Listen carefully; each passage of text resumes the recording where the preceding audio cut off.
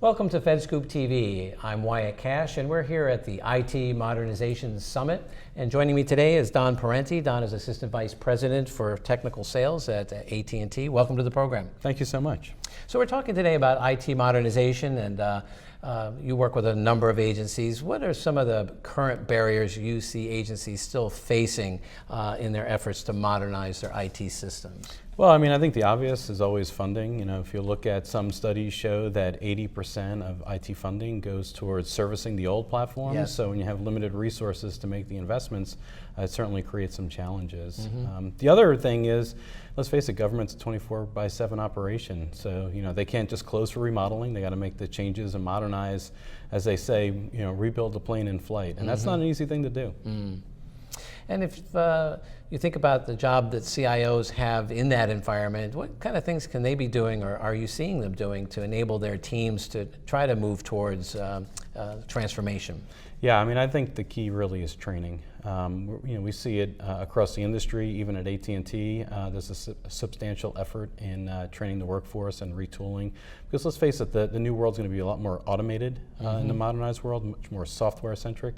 So it's really key now to start, you know, training the team, getting them thinking differently, and that'll ultimately lead to success down the road. When you think about the systems that are most poised toward modernization, we know we can't boil the ocean all at once. Sure. But what are the systems you see being potentially early movers for agencies? Yeah, I mean, I think some of the IT, you know, applications that already have the opportunity to move to the cloud, you know, applications that maybe are custom built and, you know, dedicated to an agency that maybe can fall into a software as a service, those would be great candidates to start with. And we know there's a technical component, but there's also sort of a cultural and workforce element to this. So how do they play into the role of modernizing IT?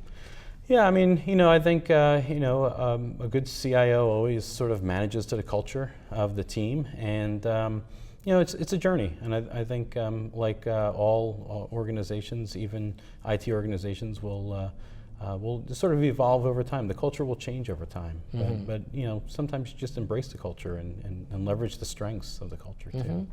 And lastly, let's talk a little about cybersecurity. We have the opportunity, IT modernization can actually help cybersecurity, so they need to work together. How do you see those two playing out in a kind of a joint fashion? Yeah, I mean, I think when you look at cybersecurity in the past, often people thought about securing a system after the system was built. When you go through a modernization effort, you have an opportunity to really think about cyber from the very beginning. Even think about the tools and the infrastructure that you're going to use to build the new platforms, and select, you know, material that's inherently secure, right? So just like we don't build houses with bamboo, right? We use much more durable goods. You know, the same is true in IT. You know, look for, you know, those platforms that have security built in. So instead of doing it as an overlay, do it right from the start.